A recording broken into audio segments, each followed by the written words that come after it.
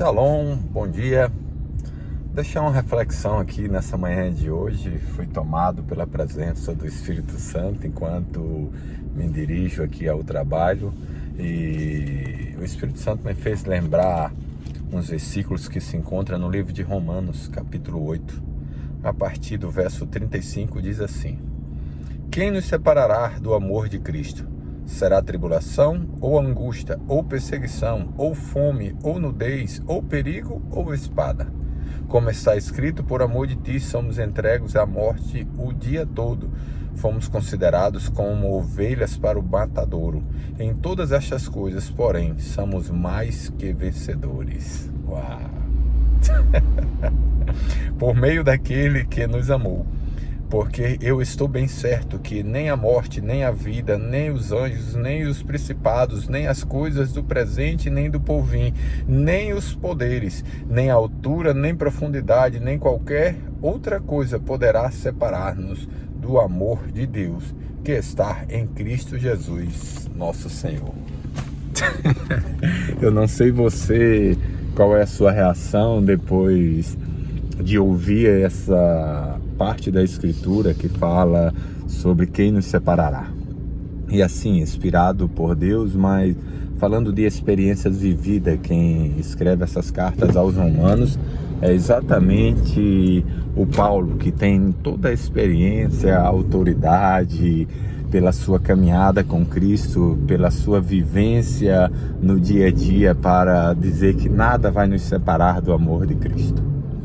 E é exatamente isso que nós temos que se apegar nesses dias, algo que eu tenho vivenciado e tenho sido induzido, tenho sido trazido para esse lugar, exatamente de confessar a palavra.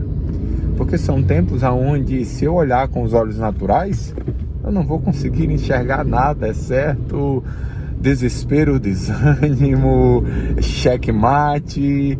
Mas nós somos chamados para esse período, eu acredito, 2023, para passarmos a sermos quem a Bíblia diz que somos. E nós somos filhos de Deus. Se Ele é por nós, quem será contra nós? É exatamente o que Paulo fala aos Romanos no capítulo 8. E a gente precisa crer naquilo que está escrito, a gente precisa confessar a palavra, porque o Espírito está pronto, mas a alma, a carne, não sei. Então vai sempre haver uma briga. Como um grande sábio falava sobre que tinha dois cachorros, um branco e um preto, e para mim é a alma e o espírito. E essa guerra, ela não vai cessar, essa guerra ela vai ser contínua até que Jesus volte. E ele falava, quem que vai ganhar essa guerra? Resumindo a história, o cachorro que for mais alimentado, o branco ou o preto. Então, quem que você tem alimentado nesses dias? O teu espírito é alimentado com oração, com jejum, com ouvir a palavra, ouvir a pregação, ler as escrituras. Esse é o alimento do espírito que nós precisamos para estarmos fortalecidos, revigorados e sermos lembrados dia a dia quem nós somos e quem Ele é em nós. Mas se a gente prefere olhar para as coisas seculares, para as coisas do dia a dia, infelizmente eu só posso dizer que tenho misericórdia de você.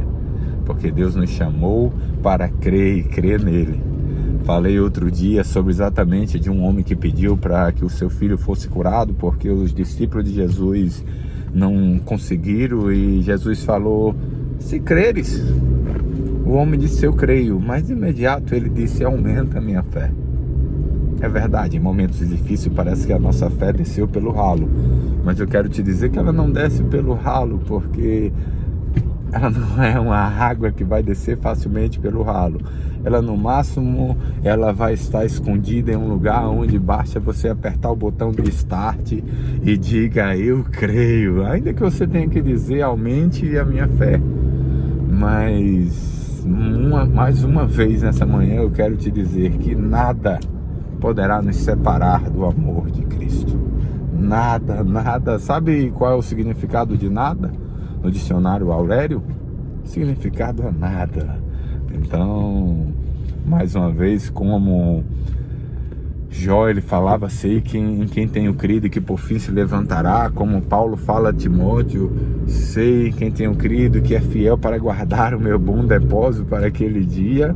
Eu também sei, você precisa saber, em nós não há força alguma de nós mesmos, mas como Paulo também fala aos Coríntios, Deus colocou um tesouro em vasos de barro. Os vasos de barro sou eu, é você, mas há um tesouro dentro de nós.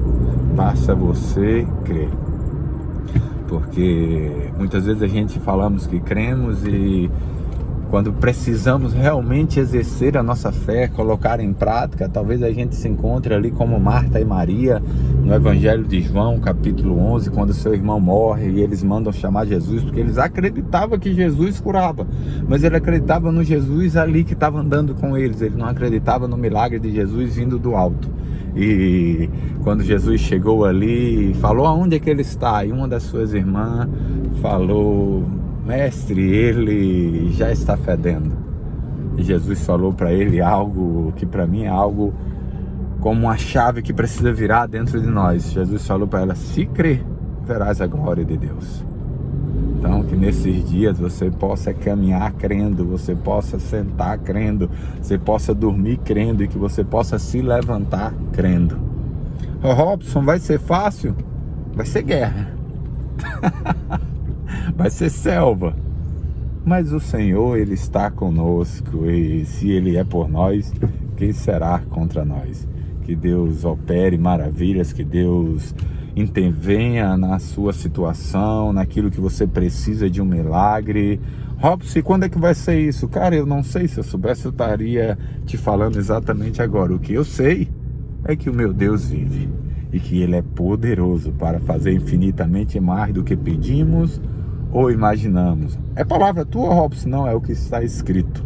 Está escrito na palavra que Ele é poderoso para fazer infinitamente mais do que pensamos e pedimos. Que Deus te abençoe e que aumente a nossa fé nesses dias, em nome de Jesus.